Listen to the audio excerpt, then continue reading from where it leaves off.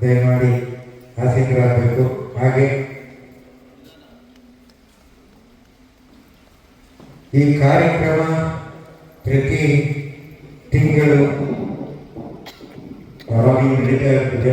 ಜೊತೆಗೆ ಈ ಮಧ್ಯದಲ್ಲಿ ವಿಶೇಷವಾಗಿ ಪ್ರಶಸ್ತಿ ಪ್ರದಾನ ಕಾರ್ಯಕ್ರಮಗಳು ಕೂಡ ನಮ್ಮ ಒಂದು ತಂಡದಿಂದ ಮಾಡ್ತಾ ಬರ್ತಾ ಇದ್ದೀವಿ. ಇದೇ ತಿಂಗಳು 17ನೇ ತಾರೀಕು ಇದೇ ಒಂದು ಕಲಾಕ್ಷೇತ್ರ ಈ ಒಂದು ವೇದಿಕೆಯಲ್ಲಿ ನಮ್ಮ ಕರ್ನಾಟಕದ ರಾಜ್ಯೋತ್ಸವದ ಪ್ರಯುಕ್ತ ಸ್ವರ್ಣ ಕರ್ನಾಟಕ ವೀರಕೇಸರಿ ಎಂಬ ಒಂದು ಪ್ರಶಸ್ತಿ ಪ್ರದಾನ ಕಾರ್ಯಕ್ರಮವನ್ನು ಇದೇ ಒಂದು ವೇದಿಕೆಯಲ್ಲಿ ಆಯೋಜನೆ ಮಾಡಿದ್ದೀವಿ. ತಾವೆಲ್ಲರೂ ಇದೇ ರೀತಿ ಬಂದು ಆ ಕಾರ್ಯಕ್ರಮವನ್ನು ಯಶಸ್ವಿಯಾಗಿ ನಡೆಸಿಕೊಡ್ಬೇಕಂತ ಹೇಳಿ ತಮ್ಮಲ್ಲಿ ಸವಿನಯ ಪ್ರಾರ್ಥನೆ.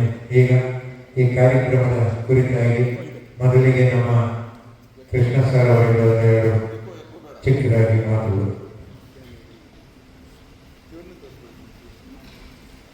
ಮೊದಲು ಬಾಲನಟ, ನಂತರ ನಾಯಕ ನಟ, ಈಗ ಪೋಷಕ ನಟ ನಿಮ್ಮೆಲ್ಲರ ದುರ್ಗಾಕೃಷ್ಣ ಸುರೇಶ್. ವೇದಿಕೆ ಮೇಲಿರ್ತಕ್ಕಂಥ ಗಣ್ಯರಿಗೆ ನಮಸ್ಕಾರ. ಹಾಗೂ ಇಲ್ಲಿ ಇರ್ತಕ್ಕಂಥ ಕಲಾಭಿಮಾನಿಗಳು, ಕಲಾರಸಿಕರು, ಕನ್ನಡ ಪೋಷಕರಿಗೆ ನನ್ನ ನಮಸ್ಕಾರ. ಸ್ವರತರಂಗ ಚಾರಿಟೇಬಲ್ ಟ್ರಸ್ಟ್ನ ಅಧ್ಯಕ್ಷರಾದಂಥ ಆಚಾರ್ಯವರಿಗೆ ಮತ್ತು ಎಲ್ಲ ಪದಾಧಿಕಾರಿಗಳಿಗೆ ನನ್ನ ನಮಸ್ಕಾರ. ಸೊ ಇವತ್ತು ನಾವು ಈ ಕಾರ್ಯಕ್ರಮ ಮಾಡ್ತಾ ಇರೋದು ನಮ್ಮ ಕನ್ನಡ ರಾಜ್ಯೋತ್ಸವದ ಅಂಗವಾಗಿ ಮಾಡ್ತಾ ಇರೋದ್ರಿಂದ ಕನ್ನಡ ಕಾವೇರಿ ಹರಿಯೋ ನಾಡು, ನಾನು ನೆಲೆಸಿರೋ ಊರು, ಶಿವನ ಡಮರುದ ಬೀಡು ಅಂದರೆ ಕನ್ನಡದ ಅರ್ಥ. ಸೊ ಇವತ್ತು ನಾವು 69ನೇ ಕನ್ನಡ ರಾಜ್ಯೋತ್ಸವವನ್ನು ಆಚರಿಸ್ತಾ ಇದ್ದೀವಿ. 1956ರಲ್ಲಿ ನಮ್ಮ ಕೇಂದ್ರ ಸರ್ಕಾರ ಸ್ವತಂತ್ರ ಬಂದ ಮೇಲೆ 1950ರಲ್ಲಿ ಮೈಸೂರು ರಾಜ್ಯವಾಗಿತ್ತು ನಮ್ಮದು. ಸೊ ಆವತ್ತಿಂದ ನಾವು ಕನ್ನಡ ರಾಜ್ಯೋತ್ಸವವನ್ನು ಆಚರಿಸ್ಕೊಂಡು ಬಂದು 1973ರಲ್ಲಿ ಕರ್ನಾಟಕ ಅಂತ ಅದಕ್ಕೆ ನಾಮಕರಣ ಮಾಡಿ, ಮೈಸೂರು ರಾಜ್ಯದಿಂದ ಕರ್ನಾಟಕ ರಾಜ್ಯ ಅಂತ ನಾಮಕರಣ ಮಾಡಿ ಆವತ್ತಿಂದ ನಾವು ಕನ್ನಡ ರಾಜ್ಯೋತ್ಸವವನ್ನು ಕರ್ನಾಟಕದಲ್ಲಿ ಆಚರಿಸ್ತಾ ಇದ್ದೀವಿ. ಇವತ್ತಿಗೆ 69ನೇ ಕನ್ನಡ ರಾಜ್ಯೋತ್ಸವ. ಸೊ ನವೆಂಬರ್ 1 ವರ್ಷಕ್ಕೊಂದ್ಸರಿ ನಾವು ಈ ಥರ ಒಂದಂದರೆ ನವೆಂಬರ್ 1 ಆಗಿರ್ಬೋದು, ಆದರೆ ಈ ತಿಂಗಳು ಪೂರ್ತಿ ಕನ್ನಡ ರಾಜ್ಯೋತ್ಸವವನ್ನು ಮಾಡ್ತಾ ಇರ್ತಾರೆ. ಒಂದು ನಮ್ಮ ನಾಡು, ನುಡಿ, ಜಲ ಪ್ರತಿಯೊಂದನ್ನು ಬಿಗಿಗೊಳಿಸಲಿಕ್ಕೋಸ್ಕರ ನಾವು ಈ ಥರ ಒಂದು ಕಾರ್ಯಕ್ರಮನ ರಾಜ್ಯದಾದ್ಯಂತ, ರಾಷ್ಟ್ರದಾದ್ಯಂತ, ಅಂತಾರಾಷ್ಟ್ರೀಯ ಮಟ್ಟದಲ್ಲಿ ಕಾರ್ಯಕ್ರಮವನ್ನು ಆಚರಿಸ್ತಾ ಇರ್ತಾರೆ ನಮ್ಮ ಕನ್ನಡಿಗರು. ನಮ್ಮ ಕನ್ನಡನ ಒಂದು ಹಿರಿಮೆ ಬರಲಿಕ್ಕೋಸ್ಕರ ಜ್ಞಾನಪೀಠ ಪ್ರಶಸ್ತಿ 1973ರಲ್ಲಿ ಕುವೆಂಪು ಅವರಿಗೆ ಮೊದಲನೇ ಕನ್ನಡ ಜ್ಞಾನಪೀಠ ಪ್ರಶಸ್ತಿ ಬಂತು. ಸೊ ಅಲ್ಲಿಂದ ಇಲ್ಲಿವರೆಗೂ ಅಂದರೆ ಕೊನೆಯದಾಗಿ ಪಡೆದಿದ್ದು ನಮ್ಮ ಚಂದ್ರಶೇಖರ್ ಕಂಪಾರ್ ಅವರು 2010 ಇಸ್ವಿಗೆ. ಸೊ ಇಲ್ಲಿವರೆಗೂ 8 ಜ್ಞಾನಪೀಠ ಪ್ರಶಸ್ತಿ ಬಂದಿದೆ. ಅದು ಗ್ರೇಟ್ ನಮ್ಮ ಕನ್ನಡಕ್ಕೆ. ಯಾಕೆಂದರೆ ಬೇರೆ ಭಾಷೆಯಲ್ಲಿ, ತಮಿಳಾಗಿರ್ಬೋದು, ತೆಲುಗು ಆಗಿರ್ಬೋದು, ಇಡೀ ನಮ್ಮ ದೇಶದಲ್ಲಿ ಎಷ್ಟು ಭಾಷೆ ಇದೆ, ಆ ಭಾಷೆಗಳಿಗೆ 1, 2 ಅಥವಾ 3 ಬಂದಿರೋದೇ ಹೆಚ್ಚು. ನಮ್ಮ ಕನ್ನಡಕ್ಕೆ ಮಾತ್ರ 8 ಬಂದಿದೆ. ಸೊ ಇದು ಒಂದು ಇಟ್ಸ್ ರೆಕಾರ್ಡ್. ಯಾರಿಗೂ ಯಾವ ಭಾಷೆಯಲ್ಲೂ ನಮ್ಮ ಕನ್ನಡದ್ದು ಏನೋ ಸಾಹಿತ್ಯನ ಅತ್ಯಂತ ಸಾಹಿತ್ಯವುಳ್ಳಂಥ ನಮ್ಮ ಕನ್ನಡ ನಾಡು. ಹಾಗೆ ನಮ್ಮ ಚಿತ್ರರಂಗ, ನಾನು ಚಿಕ್ಕ ವಯಸ್ಸಿನಲ್ಲಿ 1978ರಲ್ಲಿ ಕನ್ನಡ ಚಿತ್ರರಂಗಕ್ಕೆ ಬಾಲನಟನಾಗಿ ದುಂಬರಕೃಷ್ಣ ಚಿತ್ರದಲ್ಲಿ ನಾಯಕನಾಗಿ ಅಭಿನಯಿಸಿ ಇದುವರೆಗೂ ಒಂದು 44 ವರ್ಷದಲ್ಲಿ 270 ಸಿನಿಮಾಗಳಲ್ಲಿ ಆ್ಯಕ್ಟ್ ಮಾಡಿದ್ದೀನಿ. ಕನ್ನಡ, ತೆಲುಗು, ತಮಿಳು 3 ಭಾಷೆಯಲ್ಲಿ. ಸೊ ನಮ್ಮ ಪುಟ್ಟಣ್ಣ ಕಣ್ಗೋಲ್ ಆಗಿರ್ಬೋದು, ಮತ್ತು ನಮ್ಮ ಇವರು ನಟರಾಜ್ ಅವರ ತಾತನ ಹೆಸರಪ್ಪ ಗೋಪಿ ವೀರಣ್ಣ ಅವರು, ಹಾಗೆ ಹಲವಾರು ಗಣ್ಯರು ನಮ್ಮ ಚಿತ್ರರಂಗನ ಬೆಳೆಸಿ ಒಂದು ಬಲಪಡಿಸಿದ್ರು. ಅದರ ನಂತರ ನಮ್ಮ ಡಾಕ್ಟರ್ ರಾಜ್ಕುಮಾರ್ ಅವರು ಬೇರೆ ಕಣ್ಣಪ್ಪ ಚಿತ್ರದಲ್ಲಿ ಅವರು ಚಿತ್ರರಂಗ ಪ್ರವೇಶಿಸಿ ನಮ್ಮ ಕನ್ನಡ ಚಿತ್ರರಂಗನ ವಿಶ್ವಮಟ್ಟಕ್ಕೆ ಒಂದು ತಗೊಂಡೋದ್ರು. ಸೊ ಅವರು ಆಡೋ ಭಾಷೆ, ಕನ್ನಡ ಭಾಷೆ ನನಗೆ ಗೊತ್ತಿದಂಗೆ ಅವ್ರು ಬಿಟ್ಟರೆ ಬೇರೆ ಯಾರು ಅವ್ರ ಥರ ಸ್ವಚ್ಛವಾಗಿ ಮಾತಾಡೋದೇ ಇಲ್ಲ ಅನ್ಸುತ್ತೆ. ಅವ್ರ ಮಾತು ಕೇಳಿದ್ರೆ ನಮಗೆ ಏನಪ್ಪ ಇವರು 3ನೇ ಕ್ಲಾಸ್ ಓದಿದಂಥ ವ್ಯಕ್ತಿ ಇಷ್ಟು ಮಟ್ಟಿಗೆ ಕನ್ನಡ ಮಾತಾಡ್ತಾರೆ, ಯಾವ ಪಂಡಿತರು ಅವ್ರ ಲೆವೆಲ್ಗೆ ಕನ್ನಡ ಮಾತಾಡೋಕ್ಕೆ ಸಾಧ್ಯವೇ ಇಲ್ಲ. ಸೊ ಅಂತ ಮಹಾನ್ ಕಲಾವಿದರು ಹುಟ್ಟಿದಂಥ ನಾಳೆಯಲ್ಲಿ ನಾನು ಹುಟ್ಟಿ ಅವರ ಕ್ಷೇತ್ರದಲ್ಲಿ ನಾನು ಒಂದು ಸಣ್ಣ ಕಲಾವಿದ, ಅವರ ಪಾದ ದೂರಾಗಿ ನಾನು ಇದ್ದೇನೆ ಅಂತ ಒಂದು ತುಂಬ ಖುಷಿ ಆಗುತ್ತೆ. ಹಾಗೆ ನಮ್ಮ ಕನ್ನಡ ಚಿತ್ರರಂಗದಲ್ಲಿ ರಾಜ್ಕುಮಾರ್ ಅವರಾಗಿರ್ಬೋದು, ವಿಷ್ಣುವರ್ಧನ್ ಆಗಿರ್ಬೋದು, ಅಂಬರೀಷ್ ಅವರಾಗಿರ್ಬೋದು, ಶಂಕರಣ್ಣ ಆಗಿರ್ಬೋದು, ಹೀಗೆ ಹಲವಾರು ನಟರು ಕನ್ನಡ ಭಾಷೆನ ತಮ್ಮ ಒಂದು ಕನ್ನಡ ಚಿತ್ರರಂಗದ ಕ್ಷೇತ್ರದಲ್ಲಿ ಅಂತಾರಾಷ್ಟ್ರೀಯ ಮಟ್ಟಕ್ಕೆ ಒಂದು ಹೆಸರು ಮಾಡಲಿಕ್ಕೆ ಮತ್ತು ನಮ್ಮ ಭಾಷೆನ, ನಮ್ಮ ನುಡಿನ ಒಂದು ಜಗತ್ತಿಗೆ ಪ್ರಚಾರ ಮಾಡೋಕ್ಕೋಸ್ಕರ, ನಮ್ಮ ಭಾಷೆ ಇದೆ ಅನ್ನೋದಕ್ಕೋಸ್ಕರ ಅವರೆಲ್ಲ ಶ್ರಮಿಸಿದ್ದಾರೆ. ಇವತ್ತು ನಮ್ಮ ಕನ್ನಡ ಚಿತ್ರರಂಗದಲ್ಲಿ KGF 1, 2 ಆಗಿರ್ಬೋದು, ಅಥವಾ ಕಾಂತಾರ 1 ಚಾಪ್ಟರ್ 1 ಆಗಿರ್ಬೋದು, ಇವತ್ತು ಆ ಸಿನಿಮಾಗಳು ಅಂತಾರಾಷ್ಟ್ರೀಯ ಮಟ್ಟದಲ್ಲಿ ಯಶಸ್ವಿ ಕಂಡಿದೆ. ಸೊ ಅವರು ಏನು ಹೇಳ್ತಾರೆ, ಯಾವ ಭಾಷೆ ಸಿನಿಮಾ ಅಂತಾರೆ, ಕನ್ನಡ ಅಂತ ಹೇಳ್ತಾರೆ. ಸೊ ಒಂದಲ್ಲ ಒಂದು ಕ್ಷೇತ್ರದಲ್ಲಿ ನಮಗೆ ಕನ್ನಡನ ಬೆಳೆಸೋರು ಉಳಿಸೋರು ಜನ್ಮಿಡಿದ್ದಾರೆ. ಹಾಗೆ ಬೇರೆ ಧರ್ಮದಲ್ಲಾಗಿರ್ತಕ್ಕಂಥ ನಮ್ಮ ಕವಿಗಳಾದಂಥ ನಿಸಾರ್ ಅಹಮದ್ ಆಗಿರ್ಬೋದು, ನಮ್ಮ ಅಪ್ಪಾಜಿ ಆದಂಥ KS ಕರೀಂ ಆಗಿರ್ಬೋದು, ಅವರು ಬೇರೆ ಭಾಷೆಯಲ್ಲಿ ಹುಟ್ಟಿದ್ರು, ಬೇರೆ ಧರ್ಮದಲ್ಲಿ ಹುಟ್ಟಿದ್ರು ಅವರು ಕನ್ನಡ ಸಾಹಿತ್ಯನ ಒಂದು ದೊಡ್ಡ ಮಟ್ಟಕ್ಕೆ ತಗೊಂಡೋಗಿದ್ದಾರೆ. ಹಾಗೆ ನಾವು ಅಷ್ಟೇ ಒಬ್ಬ ಸಾಮಾನ್ಯ ಪ್ರಜೆಯಾಗಿ ನಾವು ಏನು ಮಾಡಬೇಕು ಅಂದರೆ ಕನ್ನಡನ ಜಾಸ್ತಿ ಬೆಳೆಸಬೇಕು. ಫಾರ್ ಎಕ್ಸಾಂಪಲ್ ಹೇಳ್ತೀನಿ ನೋಡಿ, ಇವತ್ತು ನಮ್ಮ ರಾಜ್ಯದಲ್ಲಿ ಇದು ಇಷ್ಟೊಂದು ಹೇಳ್ಬೇಕಂದ್ರೆ ನಾವು ಬೆಂಗಳೂರು ಮಿನಿ ಇಂಡಿಯಾನೇ ಹೇಳ್ಬೋದು. ಎಲ್ಲ ಭಾಷೆ ಜನರು ನಮ್ಮ ಕರ್ನಾಟಕದಲ್ಲಿ ಬೆಂಗಳೂರಿನಲ್ಲಿದ್ದಾರೆ. ಯಾರೇ ಬಂದರೂ ನಾವು ನಮ್ಮ ಭಾಷೆಯಲ್ಲಿ ಮಾತಾಡೋದು ಅದೇನೋ ಗೊತ್ತಿಲ್ಲ, ನಾವು ಎಲ್ಲರನ್ನೂ ಸ್ವಾಗತ ಮಾಡಿ ಕರಿತೀವಿ, ಬನ್ನಿ ನಮ್ಮ ಜೊತೆಗೆ ಅಂತ ಕರಿತೀವಿ. ಆದರೆ ನಾವು ಬೇರೆ ಭಾಷೆಯವರು ಏನಿಲ್ಲಿ ಬಂದು ನೆಲೆಸಿದರೆ ಅವರಿಗೆ ಕನ್ನಡ ಕಲಿಸೋಕ್ಕೆ ನಾವು ಪ್ರಯತ್ನ ಪಡಬೇಕು. ಫಾರ್ ಎಕ್ಸಾಂಪಲ್ ಯಾರೋ ತಮಿಳ್ನವರು ಬರ್ತಾರೆ, ಯಾರೋ ಹಿಂದಿಯವರು ಬಂದಾಗ ನಾವು ಅವ್ರ ಭಾಷೆಯಲ್ಲೇ ಉತ್ತರ ಕೊಟ್ಬಿಡ್ತೀವಿ. ಅದು ತಪ್ಪು, ನಾವು ಮಾಡಬಾರ್ದು.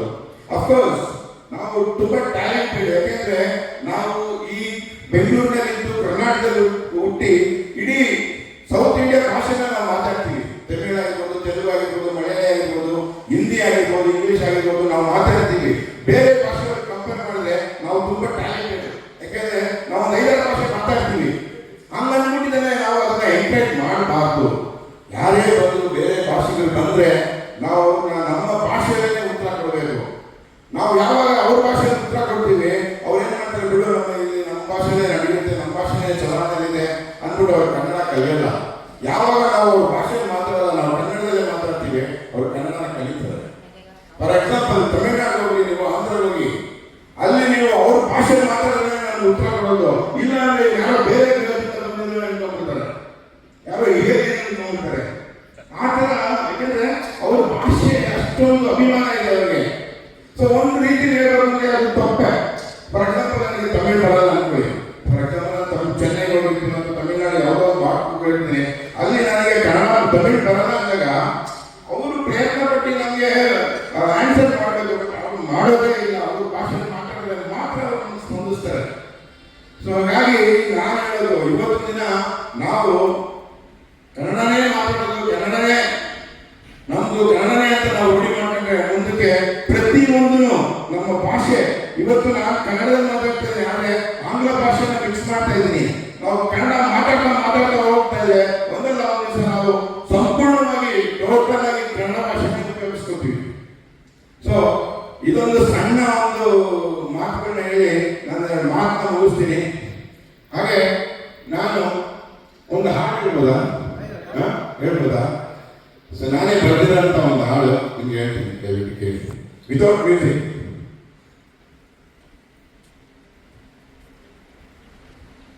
ರೋಷ ದ್ವೇಷ ಏಕೆ ನಮಗೆ,